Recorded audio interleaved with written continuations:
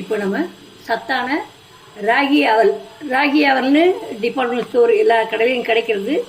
அதை வச்சு நான் இப்போ ஒரு உப்புமா செய்ய போகிறேன். அதுக்கு முன்னாடி நீங்கள் இதான் ஃபஸ்ட் டைம் பார்க்குறீங்கன்னாக்கா என் சேனலை சப்ஸ்கிரைப் பண்ணிக்கோங்க. வாங்க வீடியோக்குள்ளே போகலாம். இப்போ அதுக்குன்னா 1 கப் ராகி அவல் எடுத்துட்டுருக்கேன். ஒரு பெரிய வெங்காயம் நறுக்கி வச்சுட்டுருக்கேன் பொடியாக. ஒரு ஸ்டீப்பு இஞ்சி துருவல், 2 பச்சை மிளகாய், கருவேப்பிலை. வாங்க வீடியோக்குள்ளே போகலாம். இப்போ பேன் காஞ்சிடுத்து. அதில் 1 ஸ்பூன் எண்ணெய் விடுவோம். காயிட்டோம். இப்போது நம்ம கடுகு உளுத்தம்பருப்பு போடலாம். ஏன் அளவு சொல்கிறதுனா சிலவங்களுக்கு உளுத்தம்பருப்பு கூட போட்டால் பிடிக்கும்.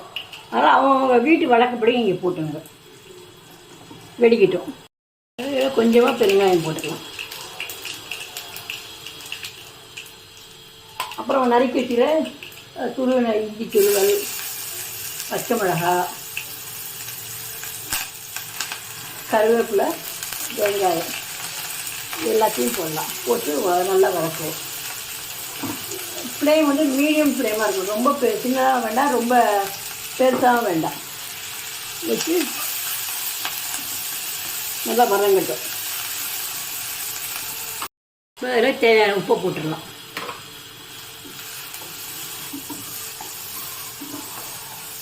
வதங்கட்டும், நல்லா வதங்கட்டும். இப்போது அது வெங்காயம் வதங்குற வரைக்கும் நான் அந்த ராகி அவலை தண்ணிட்டு ஊற வச்சுருக்கேன். அப்புறம் வடிச்சிட்டு நம்ம போட்டு கிளறலாம். இப்போ அந்த ராகி அவலை கலந்து போடலாம். நம்ம கிளறி விடுவோம். பத்தலைனாக்கா நம்ம தண்ணி லேசாக தெளித்து வேக வச்சுக்கலாம். ரொம்ப நிறைய தண்ணி விட்டோம்னாக்கா கூழ் மாதிரி ஆயிடும்.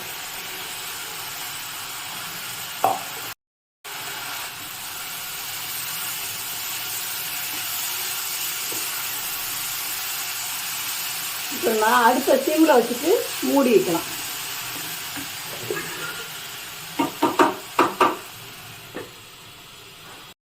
இப்போ நம்ம திறந்து பார்க்கலாம். அது வெந்திருந்தா அப்படியே வச்சுருந்தோம். நம்ம வேகலைனாக்கா நம்ம லேசாக தண்ணி தெளித்தா போதும்.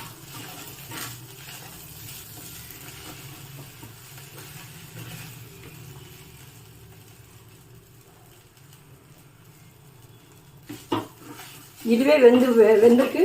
அதனால் தண்ணி வேண்டாம். ஏன்னா தண்ணி விட்டோம்னா கஞ்சி மாதிரி குழகுழன்னு ஆயிடும். உப்புமா மாதிரி வராது.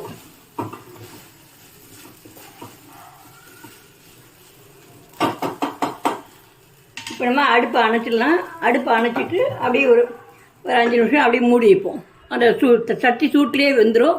அப்புறமா இறக்கலாம். நம்ம இப்போது ஆரோக்கியமான சத்தான டேஸ்டியான ராகி அவல் உப்புமா ரெடி. நீங்களும் செஞ்சு பாருங்கள். செஞ்சு பார்த்துட்டு உங்கள் ஒப்பீனியனை கமெண்டில் போடுங்க.